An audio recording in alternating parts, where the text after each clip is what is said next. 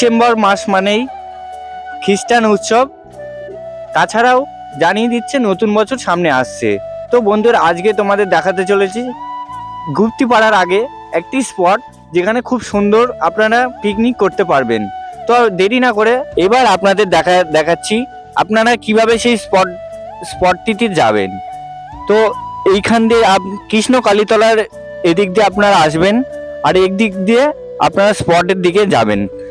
তাটা চলে যাচ্ছে কি গুপ্তিপাড়া ঘাটের দিকে, আর এইটা চলে যাচ্ছে সেই স্পটের দিকে। আপনারা দেখতে থাকুন ভিডিওটি শেষ অবধি।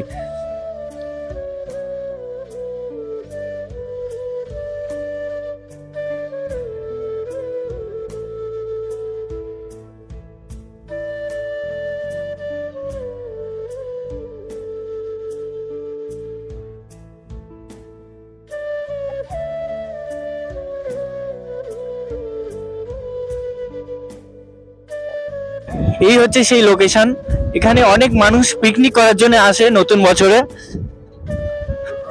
এই সেই লোকেশন, পাশেই গঙ্গা আর তার পাশে পিকনিক করার অনেকটি জায়গা। ডিসেম্বর মাস মানেই নতুন বছর, তার সাথে সাথে খ্রিস্টান মেলা।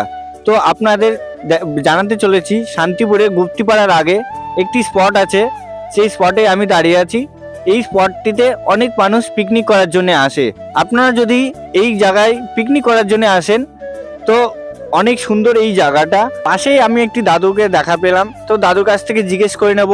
এই যে সোনাভাটার সামনে দিয়ে যে রাস্তাটা আসছে, মানে রোড থেকে নেবেই এই সোজা গঙ্গাধারে চলে আসছে, এসে বেশ ফাঁকা জায়গা, খোলামেলা গঙ্গার ধারে ফেস্টি করার জায়গাটাও খুব ভালো। হ্যাঁ, যদি মনে করেন আপনারা আসবো ফেস্টি করতে, আসতে পারেন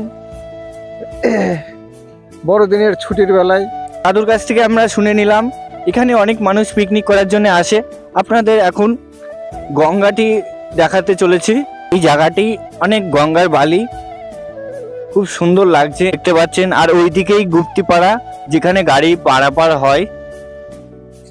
আর সামনের দিকটা দেখাতে পাচ্ছি পুরোটাই সামনে ইটভাটা। খুব সুন্দর লোকেশন এই জায়গাটা, এখানে পিকনিক করার জন্য একমাত্র সুন্দর জায়গা। এখানে আপনারা আসুন পিকনিক করার জন্যে। ভালো লাগলে রাকেশ ডেইলি ব্লগ চ্যানেলটি সাবস্ক্রাইব করে দেবেন, আর জায়গার লোকেশনটি যদি না চিনতে পারেন আমায় কমেন্ট করে জানাবেন, আমি বলে দেবো।